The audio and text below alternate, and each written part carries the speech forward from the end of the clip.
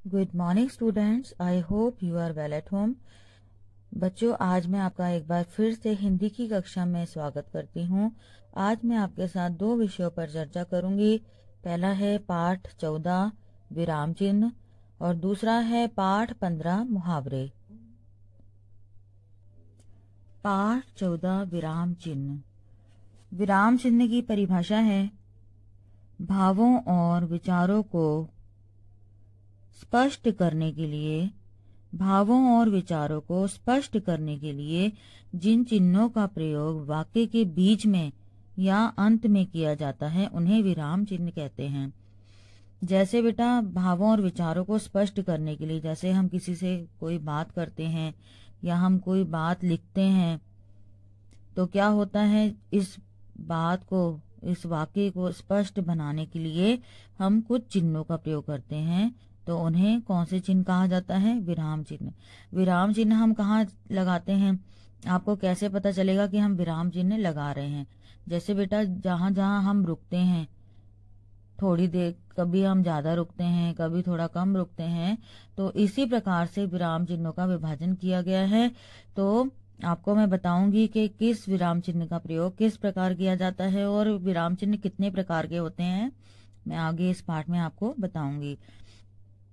विराम का शाब्दिक अर्थ होता है रुकना, ठहरना या ठहराव, जो कि मैंने आपको अभी बताया है कि जहां हम रुकते हैं तो वो क्या कहलाता है? विराम चिन्ह। भावों और विचारों की अभिव्यक्ति को स्पष्ट और बोधगम्य बनाने के लिए विराम चिन्हों का प्रयोग आवश्यक है। क्योंकि अगर बेटा हम बोलेंगे, किसी से बात करेंगे, अगर हम बिना रुके बोली जाएंगे तो क्या होगा, उससे हमारी बात स्पष्ट नहीं होगी और ना ही जिससे हम बात कर रहे हैं उसको समझ में आएगा, क्योंकि हम रुकेंगे नहीं, उसको समझ में नहीं आएगा। इसलिए हम किसका प्रयोग करते हैं? विराम चिन्ह का प्रयोग करते हैं। अपने भावों को और अपनी भाषा को बोधगम्य बनाने के लिए और स्पष्ट बनाने के लिए हम विराम चिन्हों का प्रयोग बोलते टाइम भी करते हैं और लिखते टाइम भी करते हैं। हिंदी में प्रचलित प्रमुख विराम चिन्ह। हिंदी में कुछ प्रचलित विराम चिन्ह बेटा दिए गए हैं। यहाँ पर 14 विराम चिन्ह दिए गए हैं। पहला है पूर्ण विराम, दूसरा अपूर्ण विराम, तीसरा अर्ध विराम, चौथा अल्प विराम, पांचवा प्रश्न सूचक चिन्ह, छठा विस्मय सूचक चिन्ह, सातवां उद्धरण चिन्ह, आठवां योजक चिन्ह, नौवां क्या है? निर्देशक चिन्ह, 10वां विवरण चिन्ह, 11वां कोष्टक चिन्ह, 12वां लाघव चिन्ह, 13 हंस पद चिन्ह और 14वां रेखांकन चिन्ह। पूर्ण विराम। पूर्ण विराम कब लगाया जाता है? जब कोई भी वाक्य हो, चाहे वो सरल वाक्य हो, संयुक्त वाक्य हो, सरल वाक्य मतलब सिंपल सेंटेंस, अगर संयुक्त वाक्य हो या मिश्र वाक्य हो, चाहे वो कोई सा भी वाक्य हो, उसके अंत में जब वाक्य हमारा पूरा हो जाता है, जब हम उसके अंत में कौन सा चिन्ह लगाते हैं? पूर्ण विराम। जैसे रवि अच्छा लड़का है, तो हमारी बात पूरी हो गई तो हमने क्या लगा दिया? पूर्ण विराम। पूर्ण विराम का चिन्ह क्या होता है? एक जो है, आप एक डंडा लगाते हो ना, इसे कौन सा चिन्ह बोलते हैं? पूर्ण विराम। अपूर्ण विराम, इसको बेटा उप विराम भी कहते हैं। ये देखो, ये जो दो बिंदु लग रहे हैं ना, 2 डॉट लगा रहे हो आप, इसको अपूर्ण विराम कहा जाता है, इसको उप विराम भी कहते हैं। जहां किसी कथन को अलग करके दिखाना हो वहां अपूर्ण विराम अथवा उप विराम का प्रयोग किया जाता है। इसका प्रयोग प्रायः निबंध के विषय में लिखने और के लिए किया जाता है। जैसे प्रदूषण एक समस्या, दहेज एक अभिशाप, तो बीच में क्या लगाया गया है? उप विराम। तो इसका मतलब ये है कि अभी हमारी बात पूरी नहीं हुई, इसके बारे में हम आगे चर्चा करेंगे, ठीक है। अर्ध विराम। पूर्ण विराम से कम देर रुकने पर अर्ध विराम का प्रयोग किया जाता है। जैसे हमारी बात जब पूरी हो जाती है तो हम क्या लगा देते हैं? पूर्ण विराम, मतलब हमारी बात खत्म हो चुकी है। अगर हमारी बात हमने कहनी है और उससे अभी हमारी बात पूरी नहीं हुई है तो उसमें हम कौन सा चिन्ह लगा देंगे? अर्ध विराम का। जैसे देखो, काम करते रहना ही जीवन है, आलस से तो रोग है। यहाँ पे 2 सेंटेंस बन रहे हैं, तो हम 2 सेंटेंस में पूर्ण विराम तो नहीं लगा देंगे क्योंकि अभी हमारी बात पूरी नहीं हुई है। तो हम क्या लगा देंगे वहां पे? अर्ध विराम। जब 2 सेंटेंस को जोड़ना हो, 2 वाक्यों को जोड़ना हो, तो हम कौन से चिन्ह का प्रयोग करते हैं? अर्ध विराम का। ठीक है। चौथा है अल्प विराम। अल्प विराम का चिन्ह जिसको आप कॉमा कहते हो इंग्लिश में, हिंदी में उसको अल्प विराम कहते हैं। जब वाक्य के मध्य में अर्ध विराम की तुलना में कुछ कम समय के लिए रुका जाता है, तब अल्प विराम चिन्ह का प्रयोग किया जाता है। जैसे राम, लक्ष्मण और सीता। अब हम राम, लक्ष्मण और सीता में हमारी बात तो पूरी नहीं हुई, ना ही ये सेंटेंस है। यहाँ पे हम कुछ कम देर के लिए रुक रहे हैं, इसलिए हमने कौन सा चिन्ह लगाया है? अल्प विराम का। ठीक है। अगला है प्रश्न सूचक चिन्ह। प्रश्न सूचक चिन्ह से ही बच्चों आपको पता चल रहा है कि यहाँ पे प्रश्न पूछा जा रहा है ना। तो प्रश्न सूचक विराम चिन्ह का प्रयोग निम्नलिखित स्थानों पर किया जाता है। पहला है प्रश्न वाक्य के अंत में। जैसे तुम्हारा नाम क्या है, तो तुम्हारा नाम क्या है, तो यहाँ पे प्रश्न पूछा जा रहा है, तो हमने कौन सा चिन्ह लगा दिया? प्रश्नवाचक चिन्ह।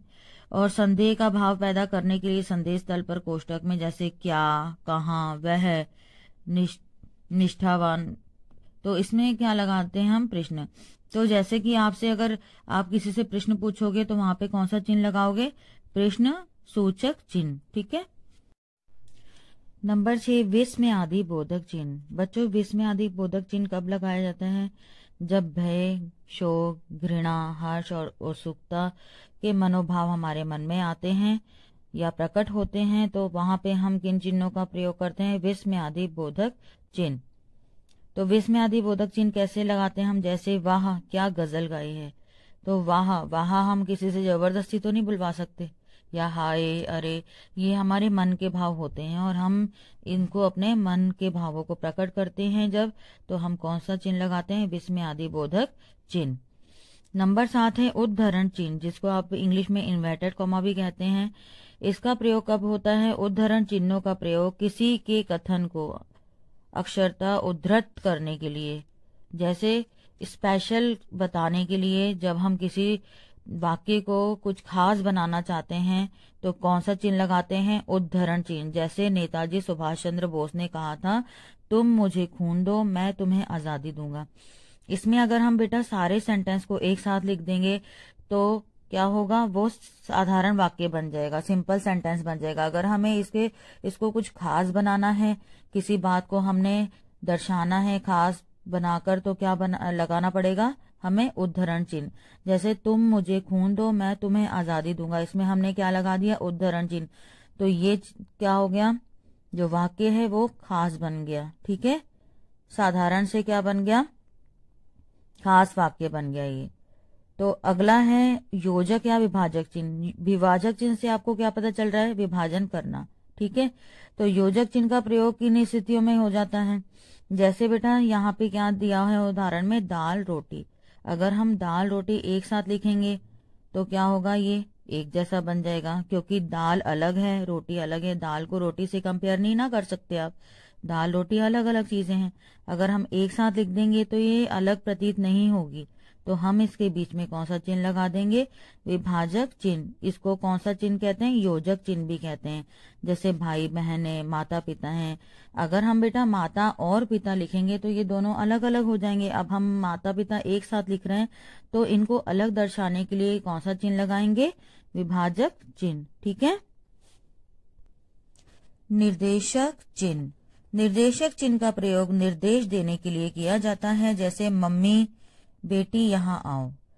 निर्देश का मतलब होता है जब हम किसी को कोई बात बोलते हैं या किसी काम को करने के लिए कहते हैं, तो वहां पर जो व्यक्ति बात बोल रहा होता है उसके बाद जो चिन्ह लगाया जाता है उसको निर्देशक चिन्ह कहते हैं।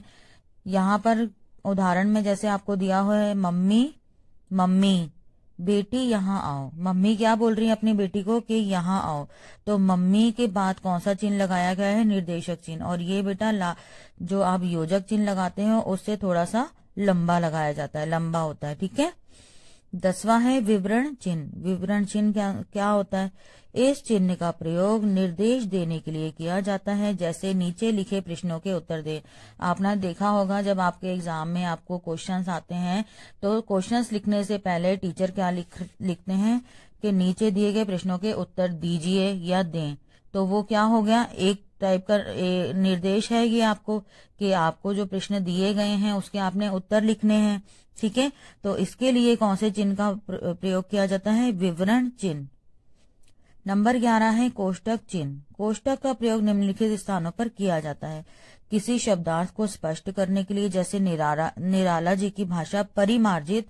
जैसे परिमार्जित एक कठिन शब्द है, जैसे बच्चों को नहीं समझ में आता तो अध्यापक क्या करते हैं, उसके साइड में ब्रैकेट में उसको सरल करने के लिए जो उसका है, परिमार्जित का मतलब होता है शुद्ध। ठीक है, परिमार्जित और शुद्ध एक ही शब्द है, पर हम एक शब्द को 2 बार नहीं लिख सकते, इसलिए क्या करेंगे, एक को हम कोष्टक में लिख देंगे, जिसको आप ब्रैकेट भी कहते हो इंग्लिश में, कोष्टक में लिख देंगे। तो जैसे यहाँ पर नाटक में अभिनय को सूचित करने के लिए, जैसे गीता हंसकर। अब गीता हंसकर तो हम लिख नहीं सकते, तो हंसकर को क्या किस में लिख देंगे हम? कोष्टक में। ठीक है, तो आपको कोष्टक का बच्चों प्रयोग पता चल गया। हम कोष्टक का प्रयोग कहाँ पे करते हैं? एक जैसे अगर हमने शब्द लिखने हैं, एक कठिन शब्द है और अगर हमने उसको समझने के लिए उसके साथ में एक शब्द और लिखना है, सरल शब्द, उसका अर्थ लिखना है, तो उस अर्थ को हम किस में लिख देंगे? कोष्टक में। ठीक है, अब 12 है लाघव चिन्ह। लाघव चिन्ह का प्रयोग कहाँ किया जाता है? जहां शब्द को पूरा ना लिखकर उसका संक्षिप्त रूप, संक्षिप्त मतलब छोटा रूप लिख दिया जाता है, वहां पर लाघव चिन्ह का प्रयोग किया जाता है। जैसे डॉक्टर। बच्चों, हम डॉक्टर शब्द को बार बार तो नहीं लिख सकते, जैसे हमने कोई लिस्ट बनानी है या पंडित लिखना है बार बार या लाला लिखना है, तो हम ऐसे शब्दों को क्या करते हैं? संक्षिप्त रूप में लिखते हैं। तो कैसे लिखेंगे? जैसे डा लिख के आगे क्या लगा देंगे? लाघव चिन्ह, तो क्या बन जाएगा? डॉक्टर। ऐसे ही पंडित लिखेंगे, पंडित ने पूरा ना लिखने के बजाय हम क्या लिख लेंगे? पन, उसके आगे लगा देंगे लाघव चिन्ह, तो क्या बन जाएगा? पंडित। ऐसे ही लाला में ला लगा के आगे लाघव चिन्ह लगाएंगे तो क्या बन जाएगा? लाला। नंबर 13 है हंस पद या त्रुटि पूरक चिन्ह। हंसपद या त्रुटि पूरक से ही अभिप्राय है कि त्रुटियों की पूर्ति करने के लिए जिस चिन्ह का प्रयोग किया जाता है उसे त्रुटि पूरक चिन्ह कहते हैं। जैसे इस विराम चिन्ह का प्रयोग वाक्य में किसी छूटे हुए शब्द के सूचित करने के लिए किया जाता है। जैसे इस गाड़ी की गति बहुत धीमी है, तो आज लिखना था बीच में, तो आज लिखना अगर भूल गए तो क्या लगाएंगे? त्रुटि पूरक चिन्ह लगा के क्या लिख देंगे? आज। 14वां है रेखांकन चिन्ह। रेखांकन चिन्ह वाक्य में महत्वपूर्ण शब्द, पद, वाक्य को रेखांकित कर दिया जाता है। रेखांकन चिन्ह द्वारा क्या करते हैं? जो भी पद है या शब्द है या वाक्य है, वाक्य में अगर किसी शब्द को महत्वपूर्ण बनाना है तो उसको हम क्या कर देते हैं? रेखांकित। मतलब अगर हमें कोई शब्द को याद रखना है या किसी दूसरे के लिए हाईलाइट करना है तो हम क्या करेंगे? रेखांकन चिन्ह का प्रयोग करेंगे। जैसे रवि ने आज घर पर बुलाया है, तो हमें जैसे कि याद नहीं रहेगा कि हमें कब बुलाया है रवि ने, तो हम किसके नीचे अंडरलाइन कर देंगे? रेखांकन चिन्ह लगा देंगे आज के नीचे, क्योंकि हमें जिससे याद रहे। तो चलिए बच्चों, अब हम अगला पाठ जो कि पाठ 15 है, मुहावरे, उसे पढ़ेंगे और समझेंगे। तो चलिए पढ़ते हैं। भाषा की एक प्रमुख विशेषता है रोचकता। रोचकता मतलब अगर हम सिंपल वे में अगर एक ही चीज को पढ़ते हैं तो हम भी बोर हो जाते हैं ना उसे पढ़ पढ़ के। तो भाषा की विशेषता को बढ़ाने के लिए, उसकी रोचकता को बढ़ाने के लिए हम मुहावरों का प्रयोग करते हैं। आम बोलचाल की भाषा को सरस, रोचक और प्रभावपूर्ण बनाने के लिए प्रायः ऐसे वाक्यांशों का प्रयोग किया जाता है जो विशिष्ट होते हैं। और इसकी परिभाषा क्या है? ऐसे शब्द या वाक्यांश जो सामान्य से हटकर अलग अर्थ का ज्ञान कराएं तथा वह अर्थ उस अन्य अर्थ में रूढ़ हो जाए, ऐसे वाक्यांश को मुहावरा कहा जाता है। जैसे बच्चे विशेष अर्थ को प्रकट करने वाले वाक्यांश को मुहावरा कहते हैं। मुहावरा पूर्ण वाक्य नहीं होता, क्योंकि इसलिए इसका स्वतंत्र रूप में प्रयोग नहीं किया जाता, क्योंकि ये पूरा वाक्य नहीं होता। इसको हम पूरा वाक्य नहीं कह सकते और इसका प्रयोग स्वतंत्र रूप में भी नहीं कर सकते, क्योंकि हम आम बोलचाल की भाषा में मुहावरों का तो प्रयोग नहीं करते ज्यादातर। जब हमें भाषा को अधिक रोचक बनाना है या प्रभावपूर्ण बनाना है तभी हम मुहावरों का प्रयोग करते हैं। मुहावरा शब्द का शाब्दिक अर्थ है अभ्यास या बातचीत। मुहावरों का लोक भाषा में काफी प्रयोग किया जाता है। ये अभिव्यक्ति के सरस रूप हैं तथा भाषा को प्रभावशाली बनाते हैं। हिंदी भाषा के कुछ प्रमुख मुहावरे हैं, उनके अर्थ और उदाहरण प्रयोग इस प्रकार हैं। जैसे बच्चे इसमें दिया हुआ है, आंखों में धूल झोंकना का अर्थ है धोखा देना। इसका वाक्य है, मैं तुम्हारी सभी चालें समझ गया हूं, तुम मेरी आंखों में धूल नहीं झोंक सकोगे। तो हमने यहाँ पे मुहावरे का प्रयोग करके वाक्य को अधिक सुंदर, प्रभावपूर्ण और रोचक बना दिया है। इसी प्रकार बच्चे आपने सभी जो पाठ में दिए हुए हैं मुहावरे, उनको पढ़ना है, उनको समझना है और उसके वाक्यों को समझना है कि किस प्रकार उससे वाक्य बनाए जा सकते हैं। तो बच्चों आपने अच्छी तरह इस चैप्टर को भी पढ़ना है और समझना है और मुहावरों को याद भी करना है। ठीक है, तो आज की वीडियो बस यहीं तक। धन्यवाद।